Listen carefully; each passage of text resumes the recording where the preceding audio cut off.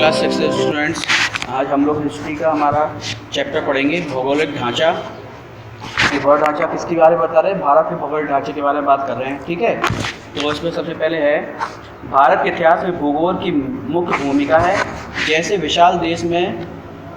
विशाल देश में विभिन्न भौगोलिक स्थितियाँ हैं। यहाँ ऊँचे पर्वत, गर्म रेगिस्तान, उपजाऊ नदियाँ, घाटियाँ और अनेक नदियाँ हैं। उत्तर में हिमालय और भारत को मध्य एशिया से अलग करता है, यानी कि भारत की जो है भौगोलिक स्थिति बहुत अच्छी है। इसमें क्या क्या है, भारत जैसे विशाल देश में क्या क्या भौगोलिक स्थितियाँ पाई जाती हैं?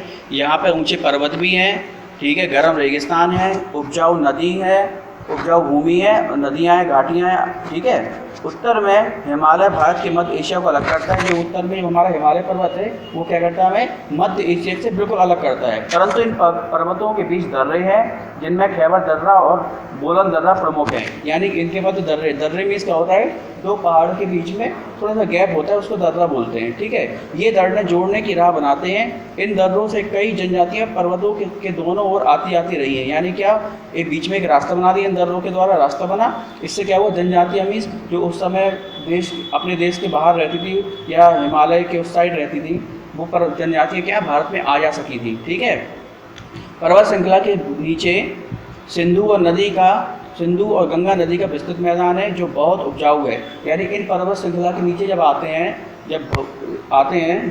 तो क्या होता है, एक विशाल मैदान मिलता है जो बहुत ज़्यादा क्या है, उपजाऊ है। पुराने समय में कई शासक वंश इस क्षेत्र में फले फूले। नदी की घाटियों में ही मानव ने सबसे अधिक निवास किया है। यानी कि जहाँ पे पानी होता है और उपजाऊ भूमि होती है, वहीं पर ही क्या हुआ, कई शासकों ने अपने शहर बसाए और वहाँ पर शासन किया। ठीक है, और इसके कारण क्या थे, लोग नदियों के किनारे ही घर और वो क्यों बनाते थे, रहते क्यों थे, निवास क्यों करते थे? उसका रीजन ये था, नदियों से बस्ती के लिए प्रमुख जल मिलता है। यानी लोग जहाँ रह रहे हैं वहाँ पे पर्याप्त जल, जैसे नहाने धोने, खाने पीने के लिए, खाना बनाने के लिए, ठीक है, रोजमर्रा के काम के लिए पानी आवश्यक है, तो पानी मिल जाता था नदियों से। नदी के पास का मैदान उपजाऊ होता है, जहाँ लोग फसल पैदा कर सकते हैं। यानी कि फसल पैदा करने के लिए पानी की आवश्यकता पड़ती है, वो कहाँ से मिल जाता है, नदियों से, इसलिए लोग बसते थे। तीसरा क्या था, यदि नदी यातायात का साधन भी था, नदियों के द्वारा यातायात होता था, नावों के माध्यम से हम एक प्लेस से दूसरे प्लेस में जा सकते थे। ठीक है, भूगोल किसी क्षेत्र के विकास की राह निर्धारित करता है। यदि कठिन क्षेत्रों में जनसंख्या कम होती है, इन क्षेत्रों में सत्ता पर भारी प्रभाव नहीं पड़ता। दूसरी तरफ घनी आबादी क्षेत्रों में वातावरण ऐसा होता है कि लेन देन की प्रक्रिया बड़े व्यापार का रूप ले लेती है। क्या होता है कि किसी की भौगोलिक स्थिति से ही उसकी जनसंख्या का निर्धारण होता है। कई चीज़ें निर्धारित होती है उसकी भौगोलिक स्थिति से। कठिन क्षेत्र जहाँ पे पठार वगैरह रेगिस्तान है, वहाँ पे लोग क्या रहते हैं, कम जनसंख्या में रहते हैं।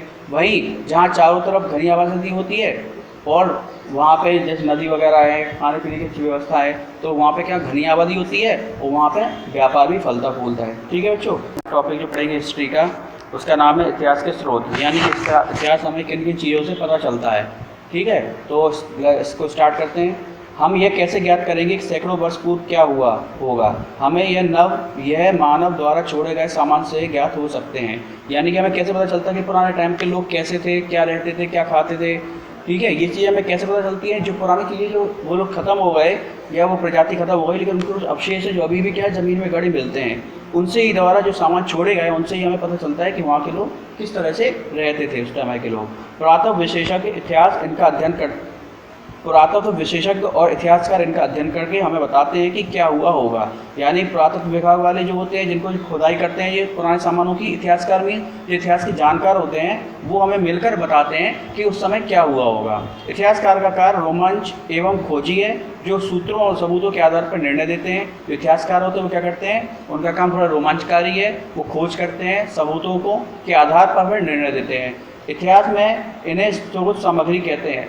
इतिहास की भाषा में किसको स्रोत सामग्री कहते हैं? जो हमें सामान मिलता है उसको हम क्या बोलते हैं, स्रोत सामग्री कहते हैं। इनको दो श्रेणियों में बांटा गया है, पुरातात्विक और साहित्यिक। देखो, पुरातात्विक क्या होते हैं और साहित्यिक क्या होते हैं, आगे पढ़ते हैं। सबसे पहले बात करते हैं इस रात में कौन कौन से खुदाई के इतिहास में कौन कौन से स्रोत हैं। खुदाई के जो पुरातत्व वाला आता है वो खुदाई के स्रोत कहे जाते हैं। ठीक है, और इसका साहित्यिक में क्या आता है वो लिखा हुआ है, देखो जरा। अभिलेख यानी कि रिटर्न में कुछ आता है। सिक्के पुराने टाइम के जो खुदाई से मिलते हैं। स्मारक यानी कि बड़े बड़े जो स्मारक होते हैं या फिर गुम्बद टाइप के होते हैं, वो कलाकृति हमें जो उस समय की जो कलाकारी है वो। साहित्यिक स्रोत क्या होते हैं? जो धार्मिक और धर्मनिरपेक्ष जो किताबें होती हैं, पुस्तकें होती हैं, उनसे पता चलता है। ठीक है, इनको देख के ही हम निष्कर्ष निकालते हैं। ठीक है, नेक्स्ट पढ़ते हैं इसके बाद। अब आते हैं पुरातात्विक स्रोत क्या होते हैं? आर्कियोलॉजिकल सोर्सेज क्या होते हैं? अतीत के मानव द्वारा छोड़ी गई सामग्री का अध्ययन पुरातत्व विज्ञान कहलाता है। यानी कि ये पुराने टाइम पे लोगों ने सामग्री छोड़ी है उसको पुरातत्व विज्ञान कहते हैं। पुराने अवशेष जैसे भवन, लेख, सिक्के या कलात्मक वस्तुएं पुरातात्विक अध्ययन के स्रोत हैं। यानी कि जो पुराने भवन होते हैं, पुराने लेख और पुराने सिक्के या कलाकृतियाँ जो होती हैं वो हमारी क्या है? पुरातात्विक स्रोत का वो है। ठीक है, स्रोत हैं। ये सामग्री भूमि में दबी होती हैं और वैज्ञानिक ने खोद कर निकालते हैं। इन्हीं अवशेषों के आधार पर पुरातत्व विशेषज्ञ पहले के मानव का जीवन काल समझते हैं। जब ये खोद के निकाली जाती हैं तो उनका निष्कर्ष निकाला जाता है, उन पर अध्ययन किया जाता है, तब जाके एक निष्कर्ष निकाल के कहते हैं कि पुराने समय के लोग का जीवन काल कैसा था। ठीक है, हमारा नेक्स्ट जो टॉपिक है वो पुरातात्विक स्रोत था। उसमें कुछ पॉइंट्स आ रहे थे, वो पॉइंट्स पढ़ते हैं। 2 पॉइंट पढ़ेंगे आज हम। पहला है इनस्क्रिप्शन यानी कि अभिलेख, और दूसरा है स्मारक यानी मोनूमेंट्स। तो वो पहला जो पॉइंट पढ़ते हैं, अभिलेख मीन्स लिखे गई चीज़ें। ठीक है, खम्भों, दीवारों, चट्टानों या धातुओं के पत्रों पर खुद ही लिखाई है। यानी कि अभिलेख होते हैं वो क्या क्या किन किन चीज़ों को माना गया है? जो पुराने टाइम के जो खम्भे होते थे उस पर कुछ ना कुछ लिखा हुआ है, या पुराने टाइम की दीवारें हैं, चट्टानें हैं, या धातु पत्र मीन्स क्या होता है? पहले हम लोग के कागज़ नहीं चलते थे तो धातु के क्या होता, पतली सी प्लेट बना के उसमें चीज़ें लिख देते थे, उसको बोलते धातु पत्र पर लिखी हुई, इनसे मिलती हैं। इन अभिलेखों का अध्ययन पुरालेख कहलाता है। यानी कि इस पर जो अध्ययन करते हैं वो पुरालेख अध्ययन कहलाता है। ठीक है, अभिलेख शासकों, उनके समय, राजनीतिक, सामाजिक, आर्थिक जीवन, भाषा और साहित्य की जानकारी देते हैं। यानी अभिलेखों में जो कुछ लिखा होता है उनके आधार पर हम निष्कर्ष निकालते हैं कि उस समय का राजनीतिक माहौल कैसा रहा होगा, सामाजिक माहौल कैसा रहा होगा, उस समय के शासक कैसे काम करते थे। थोड़ा बहुत तो ऐसा लगता ही है कि यहाँ पर ये जानकारी रहे, इससे हमें पता चल जाता है। उदाहरण स्वरूप शिला पर अंकित लेख से ही अशोक के धर्म और उसके शासन प्रसार का पता चलता है। सांची के अभिलेख चंद्रगुप्त विक्रमादित्य के शासनकाल पर प्रकाश डालते हैं। यानी कि जैसे कि इससे क्या उदाहरण बताया है कि अभिलेख और अंकित जो लेख थे, जो शिलालेख थे, उनसे ही हमें पता चला है कि उस समय पर अशोक के धर्म, उसके शासन प्रसार, उसने अपने शासन को कैसे प्रसारित किया, धर्म को कैसे प्रसार किया, इसके बारे में पता चलता है। सांची के अभिलेख, सांची स्तूप जो है वहाँ के अभिलेख से पता चलता है कि चंद्रगुप्त विक्रमादित्य के शासनकाल पर प्रकाश डालते हैं। यानी उस समय चंद्रगुप्त विक्रमादित्य कैसे शासन करते थे।